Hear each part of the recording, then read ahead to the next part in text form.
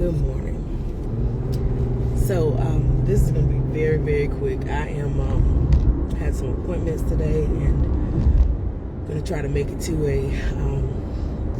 a little showing that my girls have today. It's a pretty dreary day, and this morning I was feeling a little drained, and I thought about, before I knew how dreary it was outside, I thought about going by the river, because to me water always makes a difference in your healing journey. Always makes a difference. Water always reminds me of life beyond my own, especially the ocean though.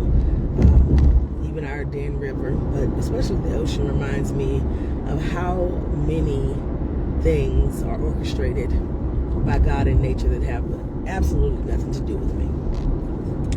And when I think about the bigness of a world underwater that has nothing to do with me and that I can't even access, it reminds me of how small my problems or issues are in comparison to what God handles all day, every day.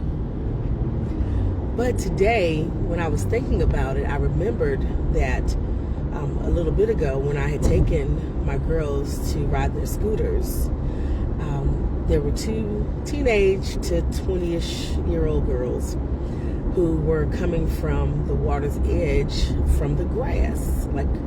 And I would never have walked over that way anyway. When I thought about going there and standing in the water, I thought about there's a little beachy area. It can't be any more than 15 feet long, maybe 20. And I just thought about going right there and just getting my feet in that water.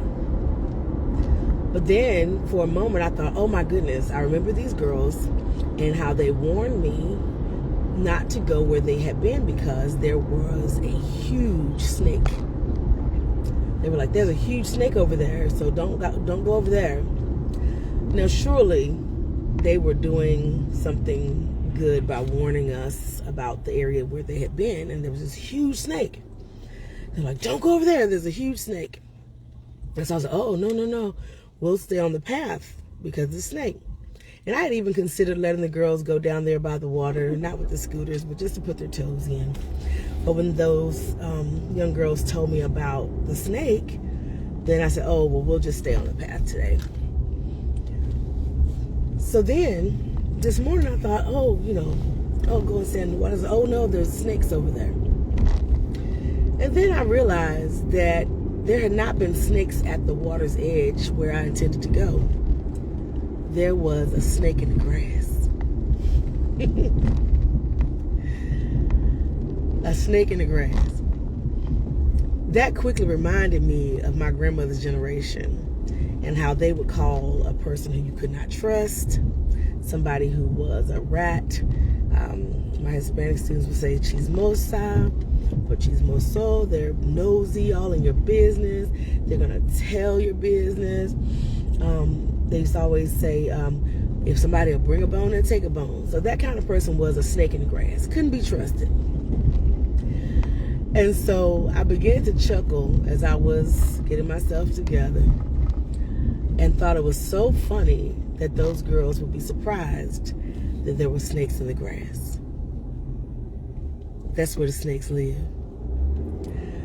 So it came into my heart today to tell y'all right quick, just really quickly, stop being surprised at the snakes in the grass.